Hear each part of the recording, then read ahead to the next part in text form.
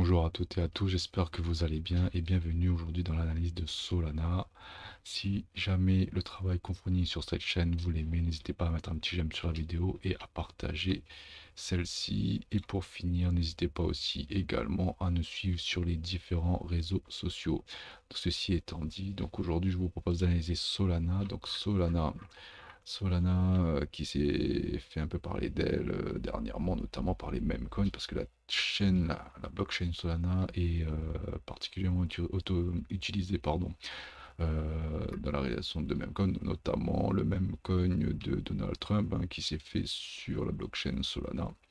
Et voilà, divers d'autres meme-coins, si on peut dire. Donc voilà, on peut voir que la chaîne Solana, donc là on est sur Dex Screener, donc les Dex c'est les échanges, les plateformes décentralisées, contrairement à Binance qui sont des plateformes ou Bitgate, peu importe, qui sont des plateformes centralisées. Donc là, on peut voir que Solana, bah, il y a pas mal de meme coins qui ont été réalisés sur cette blockchain pour un volume notamment de voilà, environ 4 milliards par jour. Bref, voilà, donc Solana s'est fait parler d'elle pas mal ces derniers temps. Donc il faut savoir que Solana est une blockchain qui a été créée par Anatoly Yanovanko, excusez-moi, en 2020.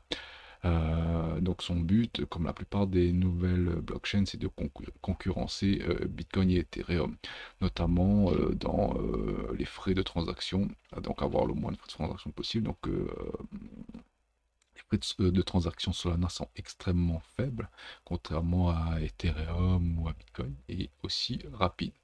Après, vous avez sans doute entendu parler, ben, des fois, ben, la blockchain Solana, ben, il y a eu pas mal d'interruptions de réseau parce que justement, Solana, à un moment donné, n'arrivait pas à absorber, on va dire, le flux de transactions. D'ailleurs, eh ben, une petite blague qui passe, une petite boutade qui circule sur les réseaux sociaux en disant que voilà, ça fait, je crois, un an et je sais pas combien de jours où on n'a pas eu d'incident sur la blockchain Solana. Voilà, donc on va dire son gros avantage, c'est que rapidité et frais réduits. Cela fait de Solana bah, la sixième capitalisation, on va dire, crypto-monnaie. En dessous d'Ethereum, il me semble, ouais, Ethereum, XRP, bon, Ether c'est un stablecoin, on va le mettre un petit peu à part, en dessous de BNB. Donc voilà, donc ça se sixième rang, avec un market cap au jour d'aujourd'hui de 80 milliards, il me semble, c'est ça, 84 milliards. Donc voilà, c'est une crypto-monnaie plutôt bien placée dans le top 10, on peut dire ça ainsi. Alors, en termes de tokenomique, alors en termes de tokenomique, on peut voir que Solana, alors on va passer plutôt ici. Alors on peut voir que là, sur la blockchain Solana, il me semble que l'ensemble des jetons ont été libérés. Donc là, hop, ici, voilà, l'ensemble des jetons ont été libérés. Donc ça, c'est plutôt positif. Donc 500 millions en circulation. Mais il me semble que c'est sur ces 500, il y a une petite divergence. Donc il y a 500 en circulation ici. Et il y en a 94 000, on va dire les 100 millions qui ne sont pas en circulation. Et je pense que c'est la fondation Solana qui la garde. Ok. Alors, en termes de, comment dire, de market cap en fonction du prix.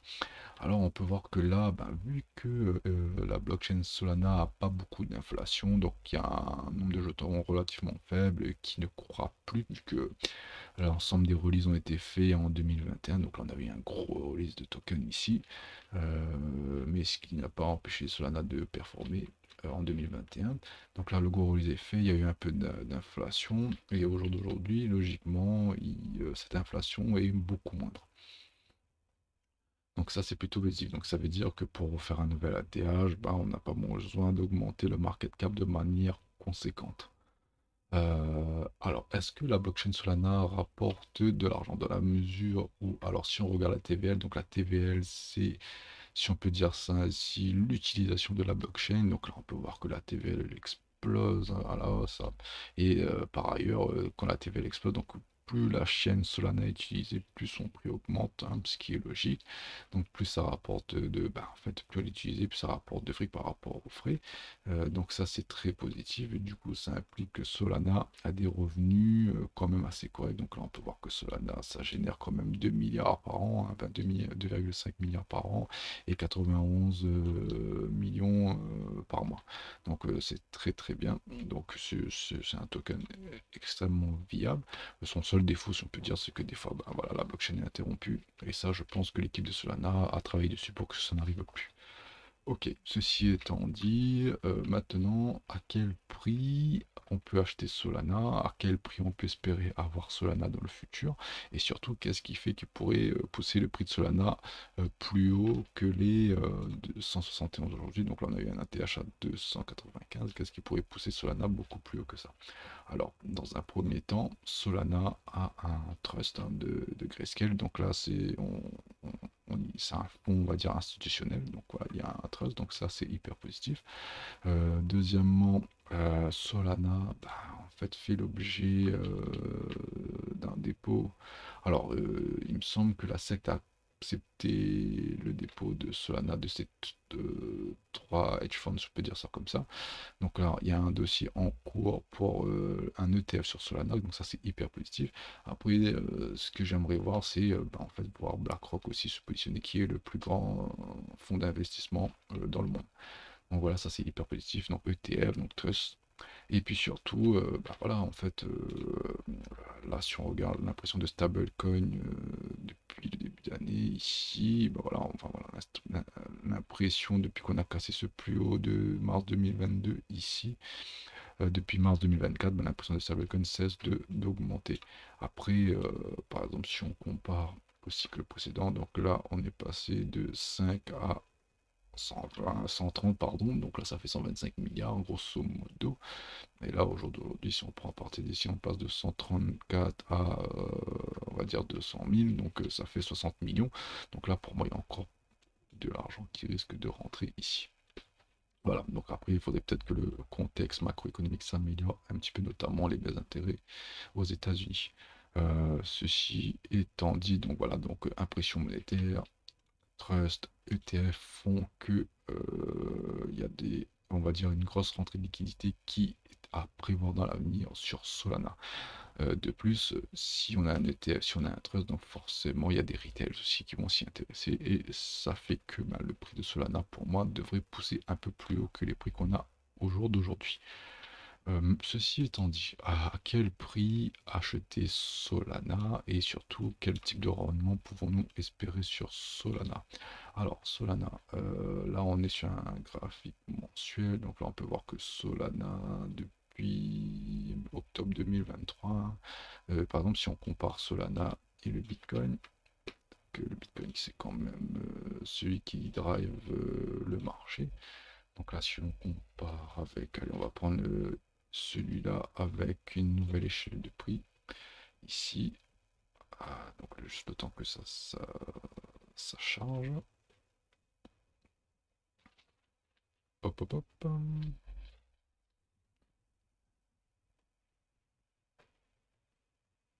Hop, voilà, ça a pris un petit peu de temps. Donc ici, quand on regarde le Bitcoin et Solana, en fait, on voit qu'ils ont quasiment le même comportement. Donc ça c'est plutôt positif, donc ça veut dire que le Solana est plutôt, on va dire, pas en, en convergence, voilà le mot que j'ai cherché, en convergence avec Bitcoin. Donc ça c'est plutôt positif. Donc il faut savoir que Bitcoin c'est celui qui drive un peu le marché crypto-monnaie. Par exemple si on compare Bitcoin à Ethereum, bon il y a une petite différence quand même. Donc ça c'est super. Après, si on compare l'impression de stablecoin et Solana, on peut voir aussi qu'il y a une petite corrélation. Donc forcément, il y a des gens qui s'intéressent à Solana, des institutions qui s'intéressent à Solana. Donc forcément, quand il y a de l'impression de stablecoin, forcément, il y a une partie de ces stablecoins pour moi qui vont dans Solana. Voilà. Donc ceci étant dit, maintenant à quel prix peut-on acheter Sol et à quel prix on pourrait espérer le revendre dans un avenir proche, moyen long terme. Alors, on va laisser ça comme ça. Alors, on est en mensuel, donc là, ce qui est déjà pas mal, c'est que Sol est devenu prendre son plus bas du mois dernier. Donc après, on a un autre point d'intérêt, le plus bas. Non, l'année dernière, il est ici. Donc là, si on passe en annuel, ouais, donc le plus bas de l'année dernière, il est quand même assez loin, donc il est ici.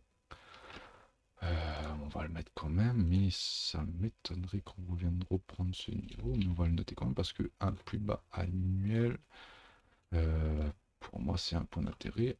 Et dans la mesure où on est vu de prendre le plus haut annuel de l'année dernière, bah, pourquoi pas, dans un monde, venir prendre ce plus bas annuel de 2024. Maintenant, si on passe en mensuel, voilà, ouais, bon, après, ça serait le mouvement qui couvre tous ces stops. Donc ça couvre tous ces stops ici, tac, tac, tac. Il y a une petite redline ici que je vais vous tracer. Donc une petite redline ici. Effectivement, si on rompt cette redline, effectivement, le prochain arrêt, ça serait ici. Bon. Ça, seul l'avenir nous le dira. Donc là, maintenant, si on passe à une échelle, on va dire, un peu plus hebdomadaire, on se rapproche. Donc là, on peut voir que on a monté, mais on commence à consolider un peu, contrairement au momentum qu'on a eu ici. Maintenant, si on trace un petit Fibonacci, donc alors, juste avant de tracer un Fibonacci, on va tracer un petit Ishimoku ici. Donc un Ishimoku, on est venu prendre la Kijun, pardon, la Tenkan, la Kijun, et là, on va peut-être corriger ici sur le nuage. Donc ici, il y aura un point d'intérêt et un autre si jamais ça s'arrête pas ici. Là, par contre, si on passera en dessous du nuage, bon, ben voilà, on passera dans un autre type de marché. Donc là, avec Ishimoku en weekly et en mensuel, je pense qu'on est haussier, donc s'il n'y a pas de souci. Maintenant, si on regarde un petit Fibonacci, donc on prend le plus bas et le plus haut, donc la TH est ici. Hop, attendez, juste le tracer bien comme il faut. Hop, ici, voilà. Donc là, ici, un petit retracement de Fibonacci. Donc là, a priori, hein, je dis bien a priori, on est venu prendre ce plus bas ici, qui est un plus bas mensuel. Donc le plus bas mensuel de ce qu'on avait vu ici. Donc ouais, on est venu prendre le plus bas mensuel. Maintenant, pour moi, là, à l'heure actuelle, soit on a une réaction sur ce niveau-là, ou soit si on perd les 0,32, bah, en fait, le prochain arrêt sera dans cette zone-là. Et c'est là que, effectivement, on pourrait venir reprendre le plus bas de 2024. Pour moi, qui est un point d'intérêt majeur dans la mesure où on est venu prendre le plus haut de 2024. Donc ici, pour moi, ça serait la zone idéale, ça correspond au plus bas de 2024. Donc dans un monde, si on va dire Bitcoin corrige un peu plus violemment, donc sans faire le gap, et là je vous invite à suivre mon brief hebdomadaire. Donc j'analyse le Bitcoin, le Nasdaq, le S&P 500 tous les mardis. Donc là, dans un monde où le Bitcoin corrigerait, parce qu'on a vu que Solana est très corrélé au Bitcoin, donc on viendrait travailler cette zone-là et par la même occasion, on vient venir prendre le plus bas de 2024. Donc à 79 $, ça serait l'opportunité, on va dire, de l'année. Voilà, donc là pour moi, il y a un premier, on va dire, un premier achat intéressant. Après, ici, si vous croyez en Solana, mais pareil, si vous avez 1000 € à mettre, donc 1000 balles, donc là vous pouvez mettre 200. Après, si ça baisse, vous mettez 200. Si vous mettez ici, on met 200. Et si on vient prendre ce point d'intérêt là, bah, vous mettez le reste, hein. Donc vous avez investi au fur et à mesure de la descente, et puis quand ça repart, vous allez reprendre vos gains. Donc voilà, donc là pour moi, ça c'est un point d'intérêt hyper important. Zone de rechargement. Donc, même si on vient ici, on sera toujours aussi, et ça permettrait de nettoyer cette trendline ici que je vous ai dessinée tout à l'heure. Donc là, la trendline a l'air de tenir. Donc là, si jamais ça tient, bon, on va aller plus haut. Si jamais ça ne tient pas, ben, je pense qu'on va venir retravailler ici. Ok, ceci étant dit, si on se projette sur une augmentation de market cap, donc là au jour d'aujourd'hui le market cap de Solana il est à 80 000, donc 80 000, donc moi je vous propose de se projeter avec un Solana qui augmenterait son market cap x2 Donc on va noter ça ici, donc un market cap x2, donc on a un MC de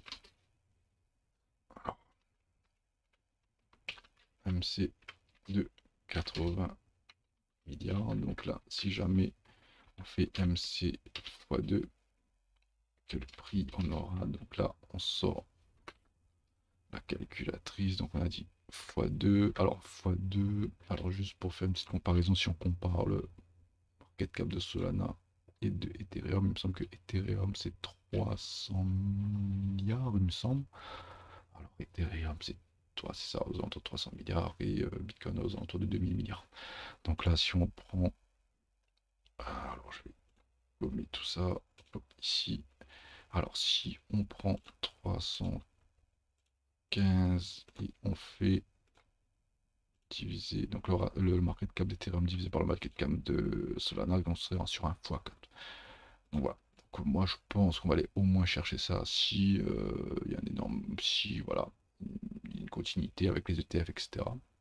À minima, ça sera ça, donc on fera x4. Donc je propose de faire x2, x4 et x6. Donc on va noter ça, donc un market cap x2, un market cap x4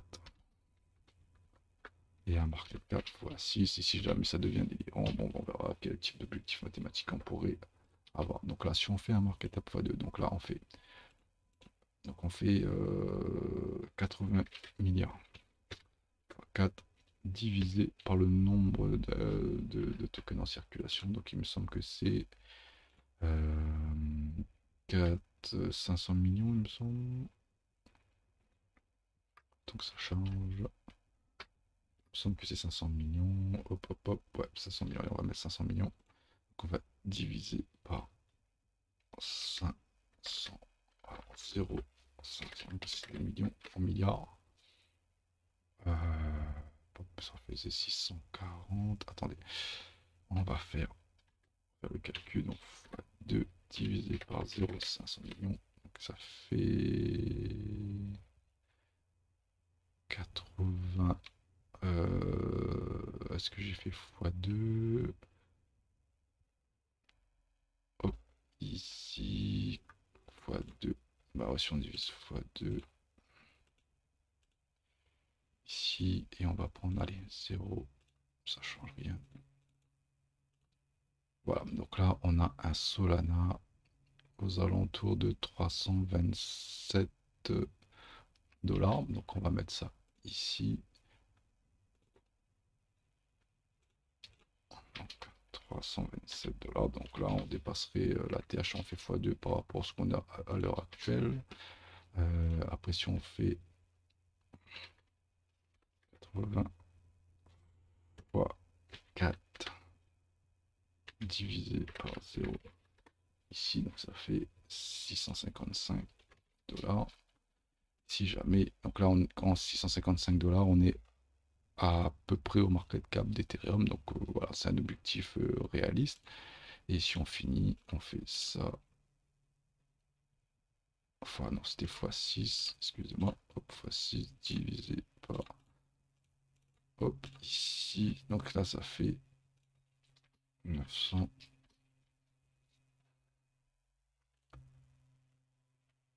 Donc voilà, un petit peu les prix en fonction des market cap. Donc pour moi, les deux premiers objectifs sont plus que réalisables. Le troisième, bah voilà, reste à voir. Donc là, si on prend, on place ces prix-là ici, donc on avait dit 327, il me semble.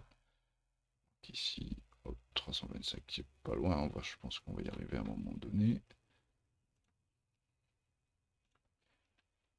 Hop. Après, on avait dit, hop, j'avais noté ici 655. Hop, hop, hop, 655, on sera ici. Hop, on va mettre ça d'une autre couleur. Hop, et puis pour finir, 933, donc on est dans ces eaux-là. Hop, ça en vert. Voilà. Donc un petit peu les objectifs de prix. Et si on regarde une extension de Fibonacci, donc des expansions mathématiques. Donc ça correspondrait, bon voilà, une petite impulsion, on vient prendre le plus haut, donc ça pour moi c'est vraiment pas impossible. Moi je vois même venir à peu près jusqu'ici, donc là on viendrait aux alentours des... Enfin, donc là on est 2 fois chiffre d'or ici, donc voilà, ça correspondrait à ça entre ces zones-là.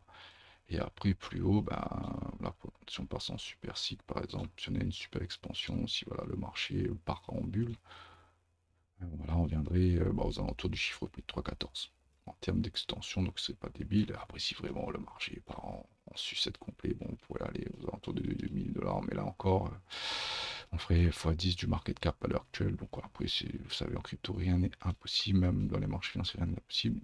En fait, ce qu'il faut, c'est que des liquidités affluent sur le marché. Voilà, j'ai pas plus de choses à dire sur Solana.